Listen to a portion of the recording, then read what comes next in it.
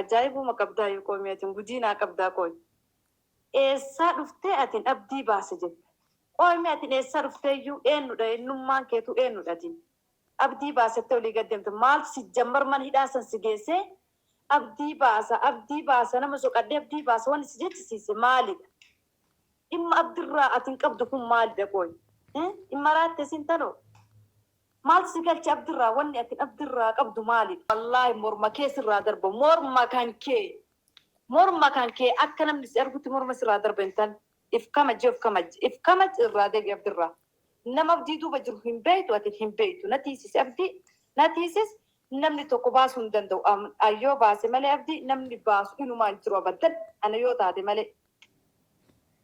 Tamaam abdii baase jettee nama abdii baasu soqa jettee achi deemaa jirtaami akka jiruu tee hin dhabne. Jiruu teetirraa tasfaa muriin intal adabadhu bakka duraan jiraatu deebi kamajaali. Ana nan beektu anzaalikaadha garuu ana nan beektu. Osoo atiin argitu huccuu sirraa baasan qullaa si dhaaba tamaam qullaa si dhaaba bichaa beeki. Assalamu alaikum warahmatullahi wabarakatuh. Akkam nagaa fayyaa jirtanii kabajamtootaa fi hordoftoota keenya. Akkuma argitanii haalee viidiyoon an kalee gadhiise argitaa jirtan natti fakkaate. Tanaaf amma sagalee isin dhageessisee jira. Sagaleen amma isin dhageessise kan argitaa jirtanii ergaan yaani an abdii kana baasaa jedhee baasuuf wanta godhaa jira. Sagaleen tunis akka dhageessan kanatti hedduu takka nama rifachiifti. Lubbuu namaatiifis waan hin taane keessa nama galchiti. Bakka abdiin baasa jeen ani saahiba isaa yaammadhee wanta godhaa jira. Ani amma abdii maneedharraa baasa jedhee yaalii godhaa jira. Sagalee amma isin naa keesse kana sagalee naa dhaadachaa jirti naa arrabsaa jirti. Badii guddaa abdiin inni hojjete hin beeku.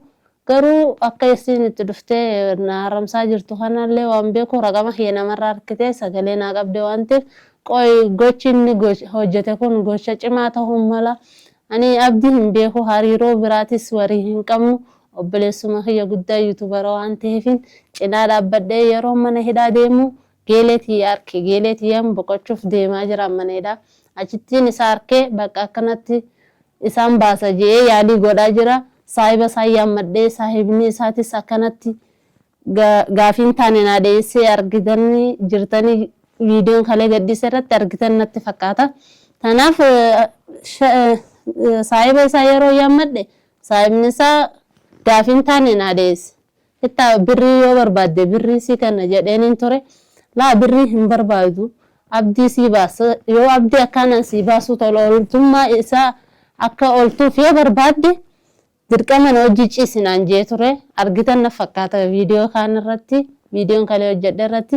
Tanaaf Oromoo teenya maalimee silaa dhimmi guddaan abdiin hojjete akkatti namu garaa itti jabaata kana hin beekne garuu ani tola ooltummaan isaa ola jeetiin achi dhaqee rabbiin nageesse maneedhaa sana akkanti dhaqee fuudhaqe dhaqee geeleetii bira dhaqee isii boqochuuf dhaqee abdii arkee abdii yaani yuutubara tahuu yuutubara guddaa obboleessa kiyya yuutubara guddaa tahuu malee hariiroo anaa fi abdii jidduu jiru takka hin jiru jechuudha Oromooti.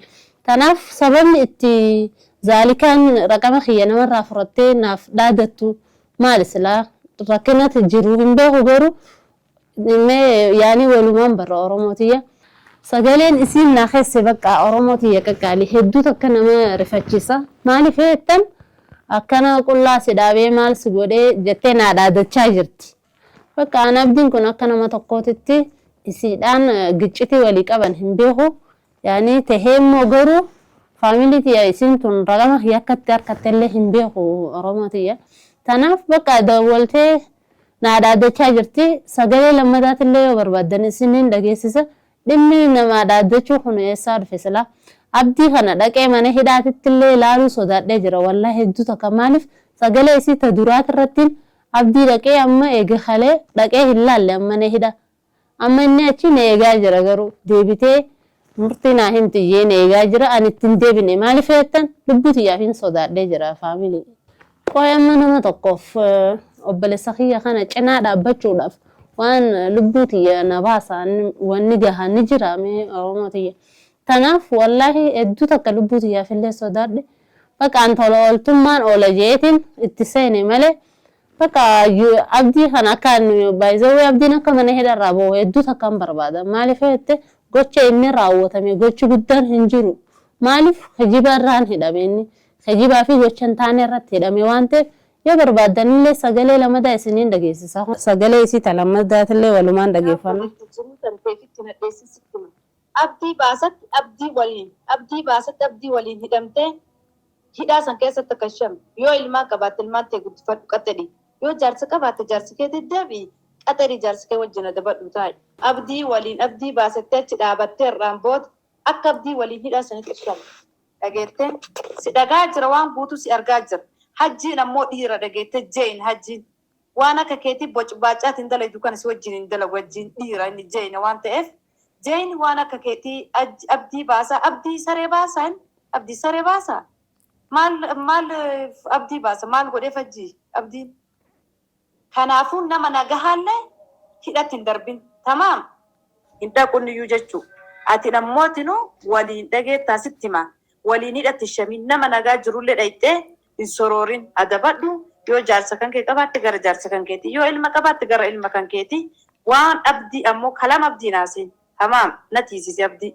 sin dhiisu waan namootinu sin dhiisu ibidda si qabsiisuuf ta'a ibidda nan beetu tamaam ibidda si qabsiisa amma si hordofee si soqu jiraan tin argamutti hin jirtu garuu akka hidhatti abdii waliin deebitee abdii baasatti fi keetti hidhamte abdii waliin akka hin shamne kanaafuu maqaa hajjiillee hin dhayin hajjii eessatti beeyta hajjii eessa beeyte saree hajjii bira dhuftee ammoo deemtee abdii baasettee hajjii bira dhuftee waan bocbaacaa akka keetii saree akka keetii kan abdiif si wajjin hin dalagun tamaam sareeledha sin lamaanuu sii fi abdiillee sareedha kanaafuu abdii bira geettee ijatee si keessaa baasa ijatteen ta'e abdii baasaa miti abdiin ol jettee ilaaltee ija si keessaa baasa si hordofu jira moo waan sin hordofne se'in si duuba jiran dhageettee nan argitu malee waan atin dalagaa jirtu waan atin hajjii yaamtee hajjii abdiin akkanatti hidhame zaalikaasantu hiisiseettee atin oduu kan keef keessa of si dhaga'u jireef kamachi yoo of kamajaan deemi dhiira namaallee dhayxee hin daafin gurbaan jiruu fi jiraataa jira hajjiin jechuu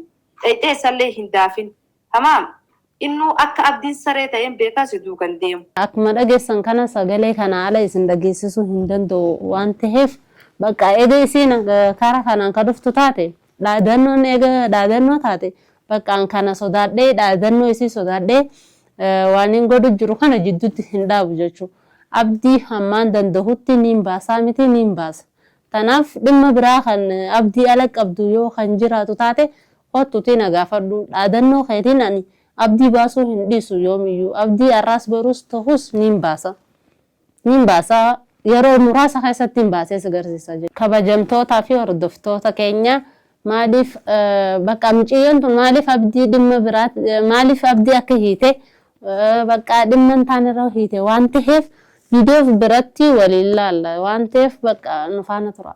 Hordoftoota keenya bakka dhimma isiin abdii irratti hiite kana jala deemee qoradhee waan jiru haala jira viidiyoo biraati irratti isin hima waan ta'eef nu faana turaan isiniin jaa tanaafuu bakka dhaadannoo zaalikaa jecha akka isinis hordoftoota keenya akka isin nu jala haftan hin barbaadu bakka nu hordofaa nu faana turaa waan inni irra jiruu fi waan inni irra ture jala deemee qoradhee isin hima viidiyoo itti aanu irratti isin hima waan ta'eef nu hordofaa nu faana turaa dhaadannaa zaalikaa jecha hin badinaa.